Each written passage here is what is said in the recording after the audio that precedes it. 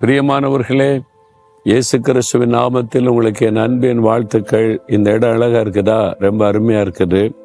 இது மியான்மர் தேசம் இருக்குல்ல, மியான்மர் தேசத்துல யாங்கூன் என்கிற பெரிய பட்டணம். ஒரு காலத்துல ரங்கூன் என்று அழைக்கப்பட்டது, பர்மான் அழைக்கப்பட்ட தேசம். அங்க உள்ள பெரிய பார்க்கு ரொம்ப அழகா இருக்கு. பெரிய ஒரு ஏரியா இருக்குது, நல்ல தோட்டங்கள், மரங்கள், பார்க்க மன ரம்யமா இருக்குது, சந்தோஷமா இருக்குது.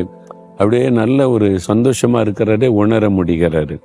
இப்ப ஆண்டவர் உங்களை பார்த்து ஒரு காரியம் சொல்றார். எஸ் 58:8 உன் சுக வாழ்வு சீக்கிரத்திலே துளிர்க்கும்.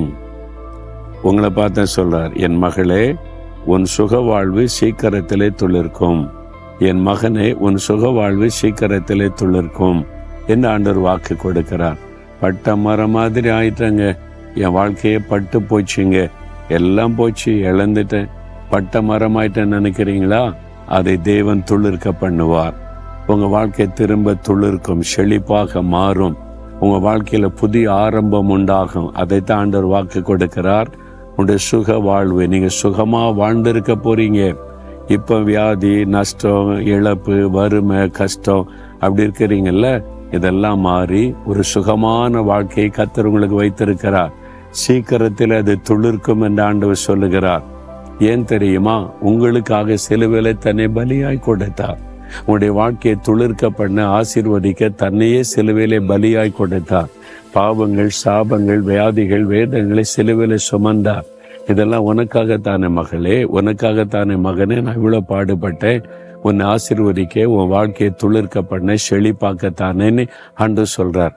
நீங்க அதை விசுவாசிங்க. இயேசுவே, என் வாழ்க்கையை துளிர்க்க பண்ண, ஆசீர்வதிக்க நீங்க சிலுவையில எனக்காக மரிச்சிங்க, என் பாவ சாபத்தை சுமந்தீங்க, தோஷத்தை சுமந்தீங்க. உங்களுடைய வாக்குத்தத்தத்தின்படி ஆசீர்வதிங்க. சீக்கிரத்தில் என் சுகவாழ்வு துளிர்க்கும் என்பதை விசுவாசிக்கிறேன்.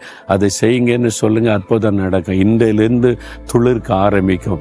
ஜெபிக்கிறீங்களா? இயேசுவே, என் சுகவாழ்வை சீக்கிரத்தில் துளிர்க்கொன்னை வாக்கு கொடுத்தீங்க, நான் அதை விசுவாசிக்கிறேன். இயேசுவின் நாமத்தில் என் சுகவாழ்வு துளிர்க்கிறதற்கு ஸ்தோத்திரம். இயேசுவின் நாமத்தில் ஆமேன், ஆமேன்.